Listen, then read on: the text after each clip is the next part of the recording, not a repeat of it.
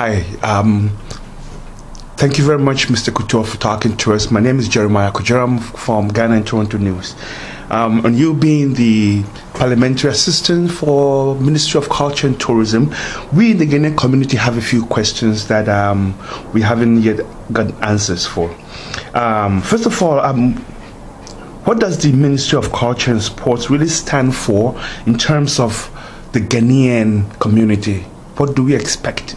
What can you do for it? I think that if you look at the ministry, its mandate, tourism, culture, and sport, is to really promote what stands out and defines who we are as Canadians, as Ontarians. We have many different cultures that celebrate, many different things in this province. For example, the arts community has events like the Juno Awards, Luminato. The Busker Festival. There's all these different types of festivals that take place. Then there's more culturally specific events like Caravana, different types of parades. The Ministry of Culture and Tourism and Sport, and I'm going to speak more from the culture side, is really there to help support these types of events to help promote the culture in Ontario. And then that really connects to tourism, right? Because we know, like, for example, Caravana is something, as someone whose father is from Grenada, who grew up in the Grenadian culture, Caravana itself is an event we know brings in 1 million people into the city. At a time. And it celebrates our, African Caribbean heritage in this province, but also connects people from the African diaspora internationally to this one event. So. That's really what we're here to do, is to highlight and support what's best in this province from a cultural standpoint. But it's not limited just to culture as ethnicity culture, but also culture as different arts. And for example, we support the Royal Ontario Museum, the Science Centre, the Ontario Art Gallery. So it's those types of cultural aspects too. So. But in addition to that, the libraries fall under the portfolio, and there's many other things that fall under that jurisdiction. The Trillium grant system. So if there are organizations that are from the Ghana community, they can look at Trillium for application for support. The Trillium Foundation, yes, and also there's many different types of application, like the Celebrate grants. Different types of grants they can apply for to help preserve, promote, and really share, and that's the most important thing. Share their culture, with their culture. It's because the Ontario is part of their culture as well, right? So I think that's what we're here to do, and that's what we're doing.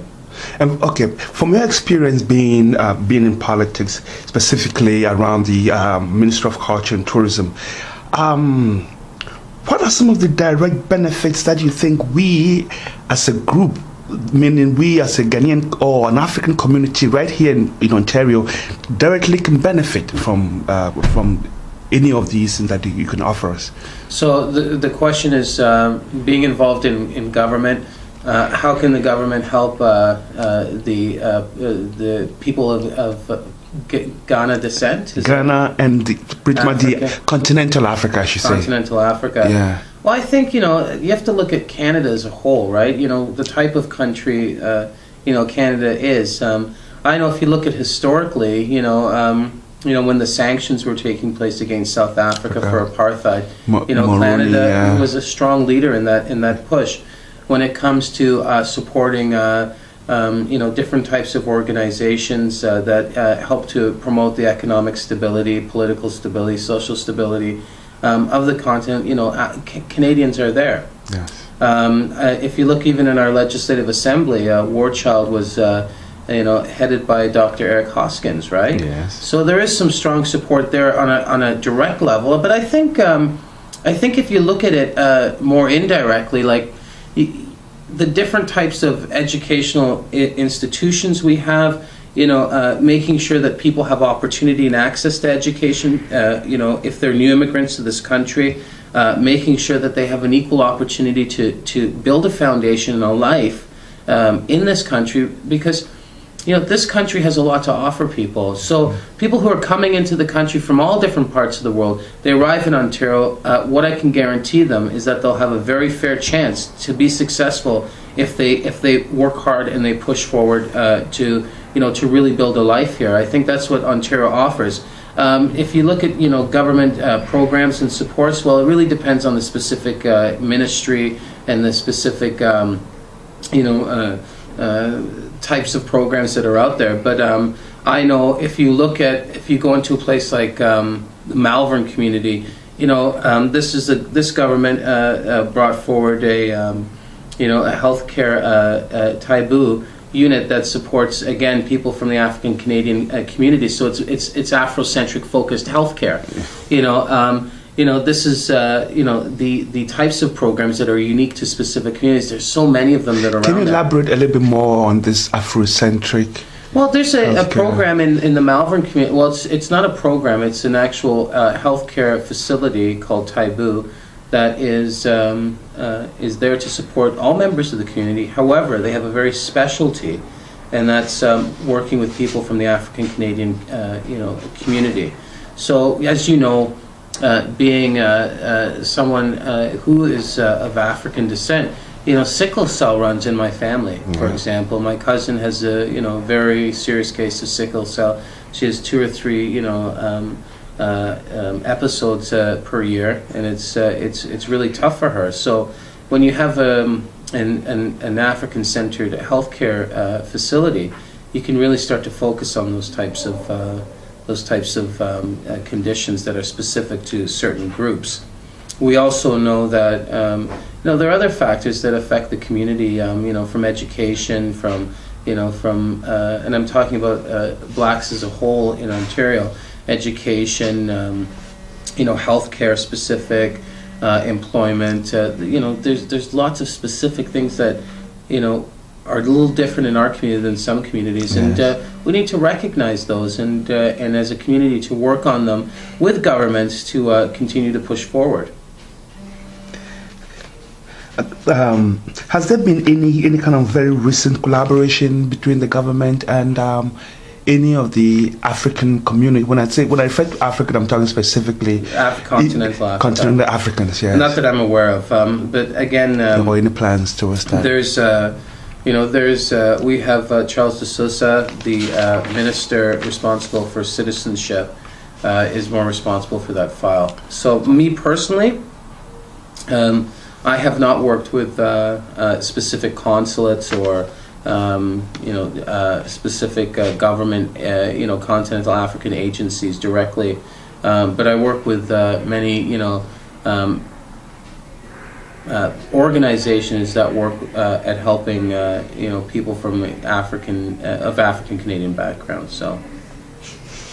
I'm not sure if you could really answer this question, but then, is there any particular budget allocation for the the continental African communities here, or we just have to go fight for it ourselves? No, the provincial government focuses on provinces, right? So this is it's a provincial government that focuses on healthcare education inside the province. I think more for if you're looking at specific funds that are specifically designed for international development, that's all within the federal government. That would be for the federal. Yeah. So you'd look at, like, for example, the Canadian Development Agency. I think it's CEDA. CEDA, yes. That's a huge, contributor to international development things. Definitely. But we're provincial government. Our responsibility is working with municipal governments, with with the province within our borders to look. But when things come up, like, for example, there's international relief efforts in specific countries because of atrocity, our government steps up all the time. Definitely. And tries to figure out ways to help, right? Definitely. When it comes to working with people that are in the province of Ontario who are from, communities from around the world, we look at ways to help them strengthen themselves, upon arrival, so they can, and in many ways they go back to help their communities, while still residing in the province. Definitely, right? Yeah. So it could be, and that's just a responsible thing to do, right? You're here, you're new to the country, you build a strong base around you, and then you can take your knowledge base and help people back home. And I think, that's where our strengths are as a province. Absolutely. I really agree with you. On a final note, one of the questions that one of my colleagues asked me to ask you is, what should we expect within this coming budget for, again, our community, and what should we be looking up for or looking towards? Well, and I'm gonna answer in general terms, because I think it's for Ontario as a whole. Okay. But, this government is committed to preserving all of the gains we've made in healthcare, all the gains we've made in public education, the gains we've made in social services. So those are the three really core bases of this budget.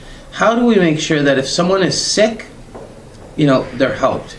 How do we make sure if someone wants to learn and grow, and if you have children in an education system that need a fair chance to really make it in life, how do they get that opportunity? And if someone is not, at a place where they need to be, they fall behind, because sometimes life can be tough and complicated. Absolutely. Well, how do we help them get to that next stage, to strengthen themselves? We've invested so much money into healthcare, education, social services, different employment programs, and they're all designed to do one thing. How do we strengthen the individual so they can go ahead and strengthen the world around them? And I think that's the core of what this budget's about.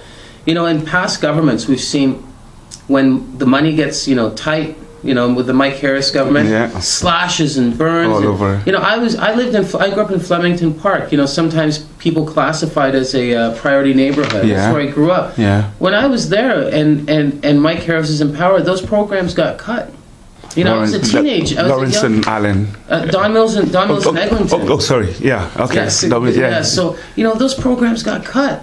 Those kids, didn't have after-school activities. Our government's we're not firing teachers. We're not getting rid of people. We're not cutting, different types of, programs that directly work with people. What we're saying is that, it's time, like I think in any situation where a family has pressure and they're going through tough economic times, let's stop for a second. Let's make sure we put our investments where they really matter, with the strongest investments, the strongest return for that investment, and let's be a little bit more cautious on how we continue to navigate through these turbulent economic times. And I think that's exactly what this government's done. I joined this government as a Liberal because I believe in the values of making sure that we help all people advance forward, making sure that everyone moves forward together, and not like the old conservative way where it's just some people move forward, and it's mainly on the backs of everyone who's left behind. Yeah. And I think that's the big difference between what we're doing and what's been done in the past. And I'm proud of this budget. Talking about you being in politics, I was watching you the other day in Parliament the last time, and what I noticed was we do not have any representation in there, and can that be one of the reasons why we don't really get what I believe we deserve? Well, it's interesting you say that. If you look at the Conservative side, there's no visible minorities in the entire caucus. Yes. Right? In the NDP, there's one, MVP Singh. He's a, fantastic, new legislative member.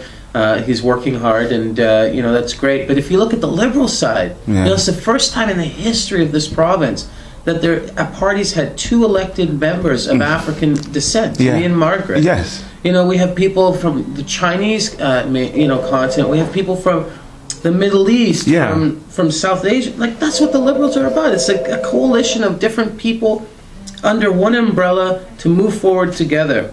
If you look at, and I'll use that analogy a bit further, sometimes, like I said, life can be tough.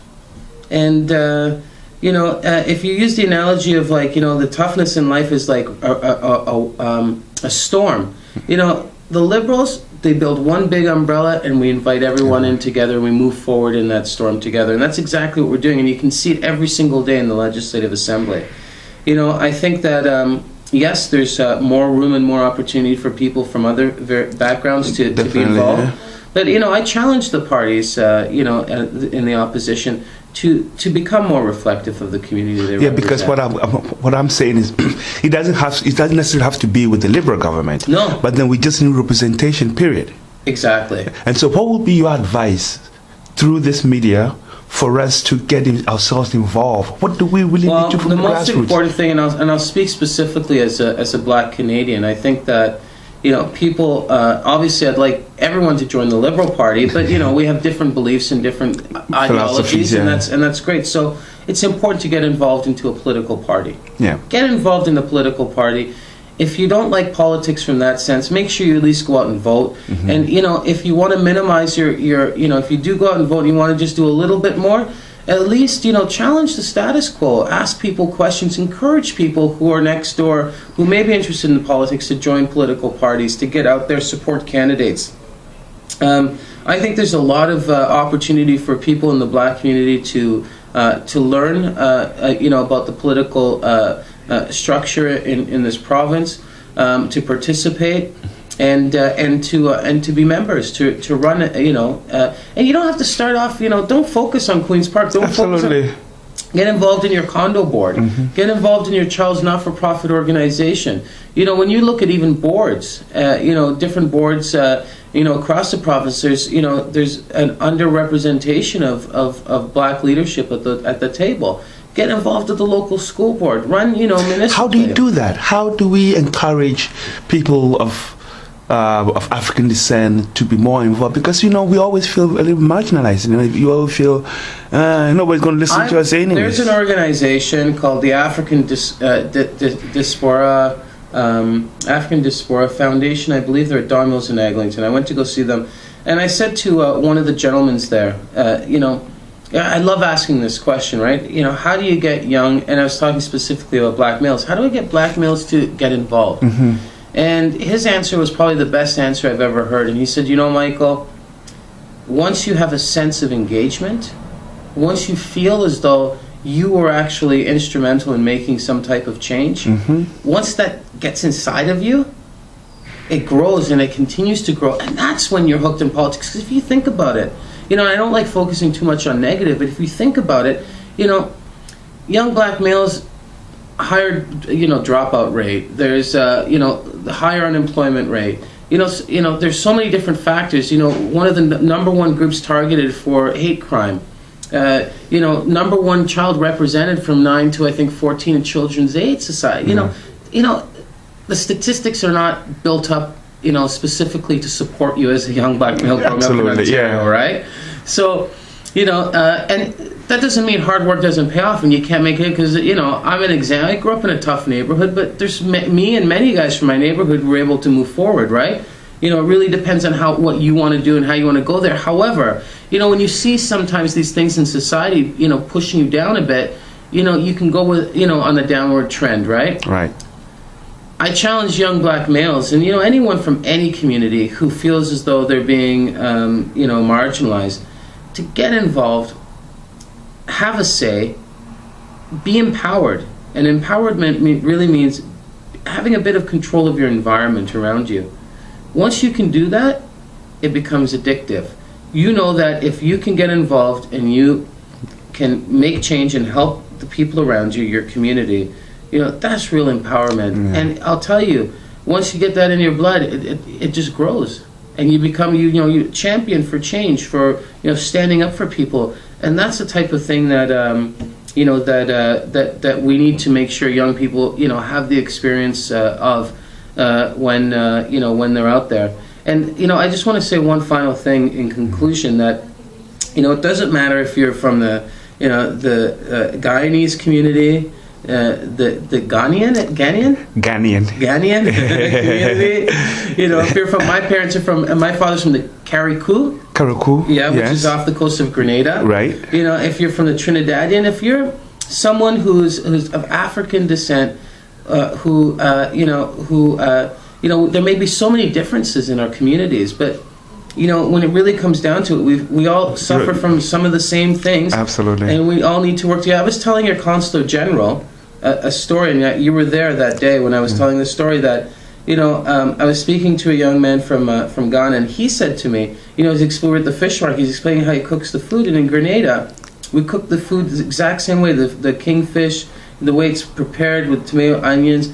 We use kuku, and he was using fufu. Yeah, is that right? Fufu, yeah. And I'm sure kuku's, an original African just a word, distorted way of pronouncing the fufu could be, kuku. Yeah. So we use kuku. We roll it in a bowl and we take it out. And we put the fish there. We put okra. It's the same thing. So the roots are all the same. Absolutely. We need to come together and make sure that at the end of the day we're focusing on the same causes, and that's really how do we take people who feel marginalized regardless of what culture you're from, and how do we bring them into the mix, and how do they get a say? Because you know what, they're paying taxes, they're citizens, they need to have a say. Absolutely. Thank you very much, sir. Oh, thank you for coming down. Thank you so much. I hope to hear from you one more time. Anytime you want to come down and talk, please invite me to the community events, and let me know, and I'd love not only to be a representative of my community, but hopefully I can help represent some of the interest of your community. Yeah, because we really do admire you. Yeah, that's why you're pointing out to me to talk to. Well, you know what, I appreciate that, and like I said, if there's anything I can do to support the community, please let me know. Thank you so much, Michael. Thank you. Bye. To help preserve, promote, and really share, and that's the most important thing. Share their culture, with their culture. It's because the Ontario is part of their culture as well, right? So I think that's what we're here to do, and that's what we're doing. And from your experience being in politics, specifically around the Ministry of Culture and Tourism, what are some of the direct benefits that you think we as a group, meaning we as a Ghanaian or an African community right here in Ontario, directly can benefit from any of these and that you can offer us? So the question is being involved in culture in Ontario, and then that really connects to tourism, right? Because we know, like for example, caravana is something, as someone whose father is from Grenada, who grew up in the Grenadian culture, caravana itself is an event we know brings in 1 million people into the city at a time, and it celebrates our African Caribbean heritage in this province, but also connects people from the African diaspora internationally to this one event. So that's really what we're here to do, is to highlight and support what's best in this province from a cultural standpoint. But it's not limited just to culture as, ethnicity culture. Hi. Thank you very much, Mr. Coteau, for talking to us. My name is Jeremiah Kojeram. I'm from Ghana and Toronto News. And you being the Parliamentary Assistant for Ministry of Culture and Tourism, we in the Ghanaian community have a few questions that we haven't yet got answers for. First of all, what does the Ministry of Culture and Sports really stand for in terms of the Ghanaian community? What do we expect? What can you do for it? I think that if you look at the ministry, its mandate, tourism, culture, and sport, is to really promote what stands out and defines who we are as Canadians, as Ontarians. But also culture is different arts, and for example, we support the Royal Ontario Museum, the Science Centre, the Ontario Art Gallery. So it's those types of cultural aspects too. So, but in addition to that, the libraries fall under the portfolio, and there's many other things that fall under that jurisdiction. The Trillium grant system. So if there are organizations that are from the Ghana community, they can look at Trillium for application for support. The Trillium Foundation, yes, and also there's many different types of application, like the Celebrate grants, different types of grants they can apply. We have many different cultures that celebrate many different things in this province, for example, the arts community has events like the Juno Awards, Luminato, the Busker Festival. There's all these different types of festivals that take place. Then there's more culturally specific events like caravana, different types of parades. The Ministry of Culture and Tourism and Sport, and I'm going to speak more from the culture side, is really there to help support these types of events, to help promote the culture.